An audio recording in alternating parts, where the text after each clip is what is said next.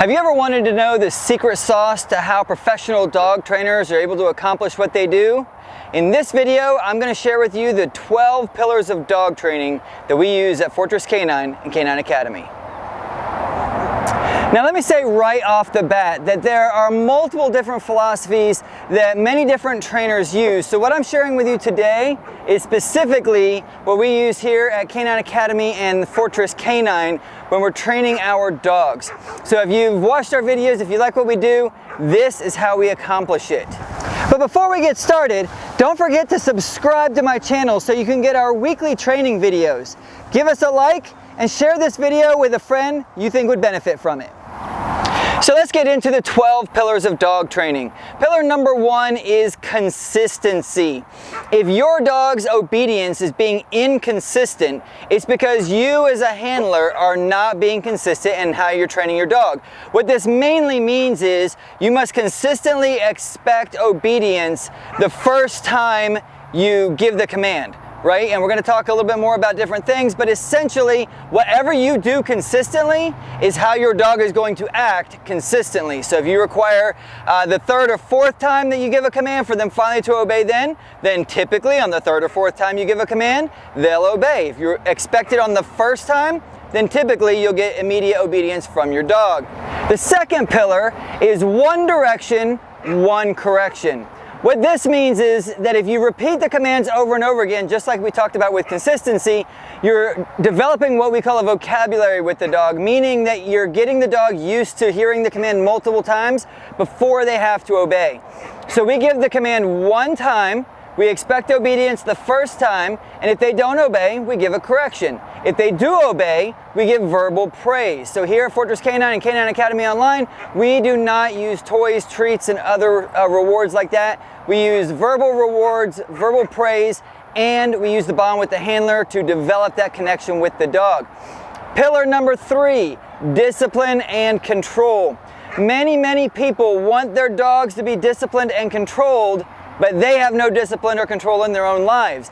If you want your dog to be disciplined and controlled, then you have to have that in your own life. You cannot expect your dog to be a disciplined dog if you yourself are very undisciplined. If you don't do what you need to do as a handler, expect your dog to take advantage of it, no matter how well trained they were at whatever point in their life in the past. Pillar number 4, train under realistic stress. So realistic stress is going to be whatever stress you and your dog are going to face in your lives. If your dog is just a house pet, then probably your highest stress points are going to be when people come over, getting deliveries, the doorbell ringing, maybe going for a walk depending on the situation.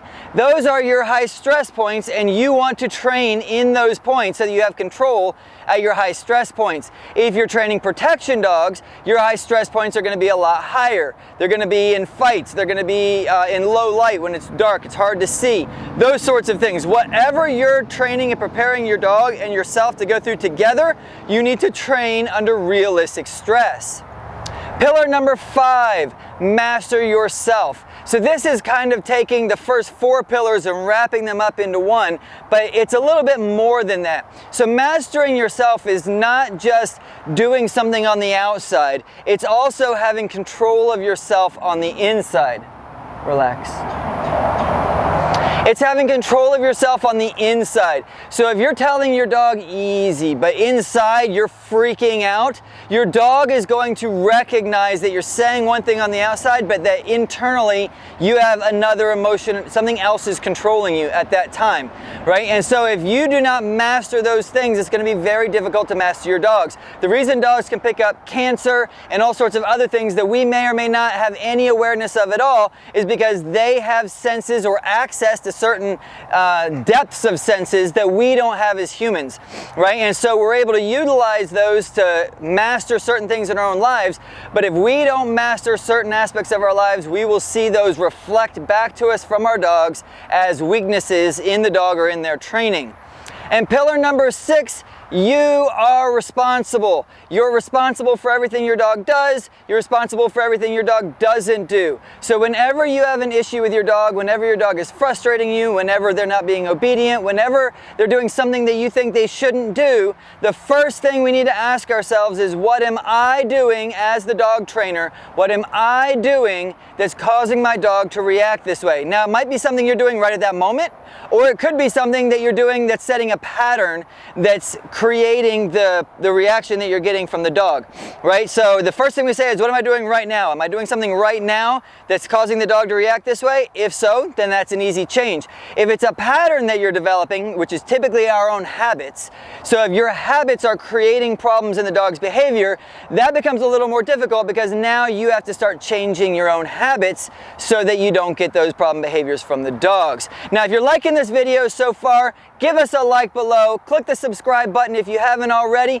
and make sure you click that little bell next to the subscribe button so that you can get notifications for all of our weekly videos that come out to help you have a better life with your dog, help you understand your dog training and your dog's behaviors a little bit better. Also, if you like these videos, please make sure you share them with your friends or somebody that you think would benefit. Okay, so let's get into pillar number 7. Dogs are not humans. Now, I say this in my classes and people chuckle and they go, ha ha, yeah, dogs are not humans. And then 5 minutes later, they're referring to dogs as their children or all sorts of other things like that.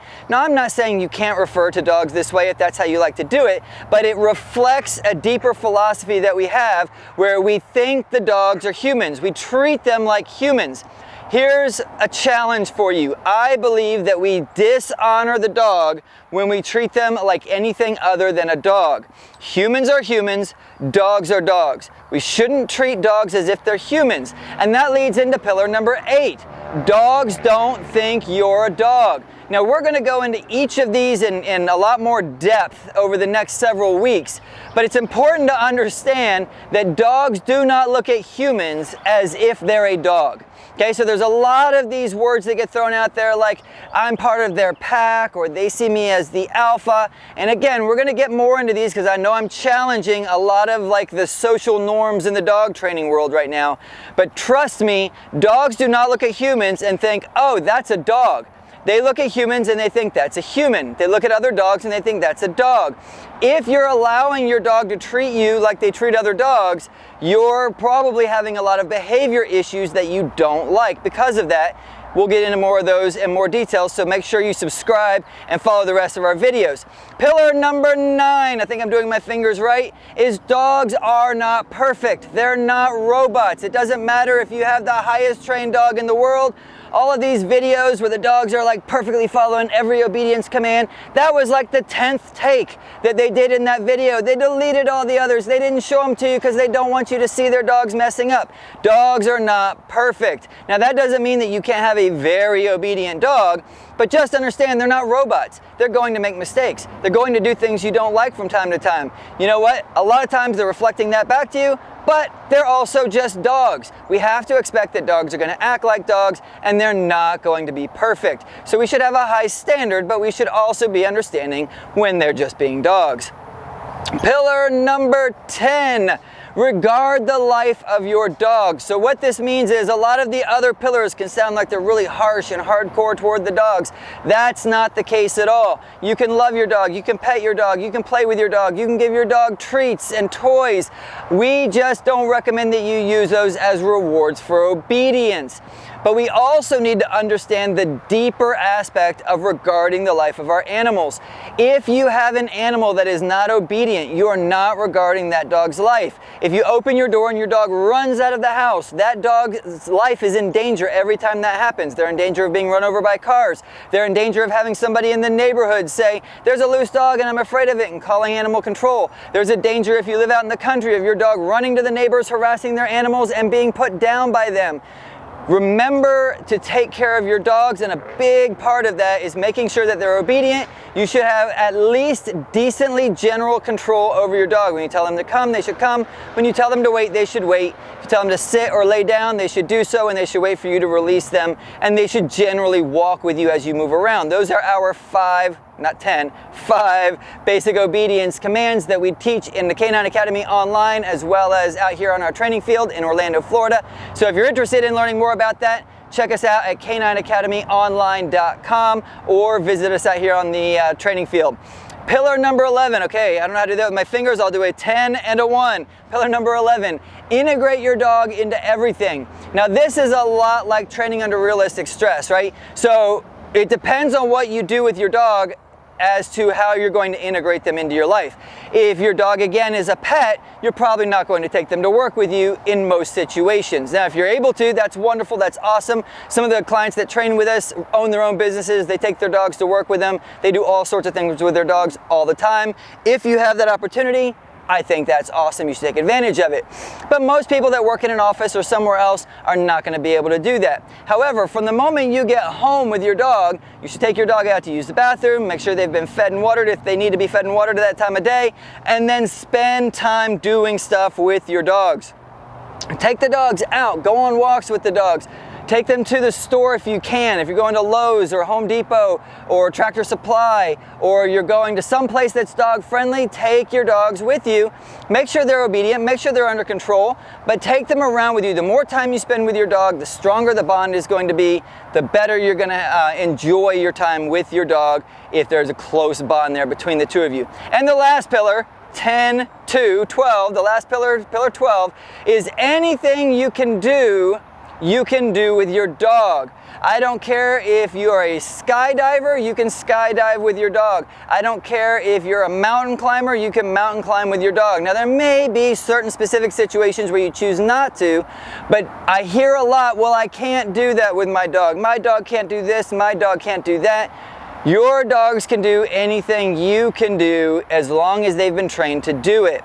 We specialize in this with a lot of our high-end executive protection dogs and all of that kind of stuff, but I encourage you, incorporate your dog into as much of your life as possible. Don't think lowly of the dog and assume that they can't do something just because you've never done it with them before. Now that doesn't mean that there's not a learning curve. That doesn't mean that you're not gonna have to take time to show them, introduce them, expose them, all of that kind of stuff. If you need help with that, check out canineacademyonline.com. If you don't have a dog yet, but this sounds awesome and you want to get a highly trained dog, especially a protection dog, you can check us out at fortresscanine.com.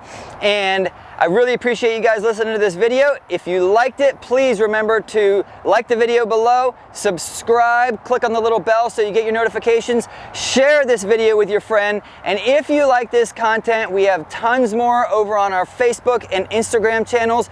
Facebook is at Fortress Canine Dogs or at Fortress Canine on Instagram for our Fortress Canine side, and it's at Canine Academy Online on both of those platforms for the dog training side of the house that we do here.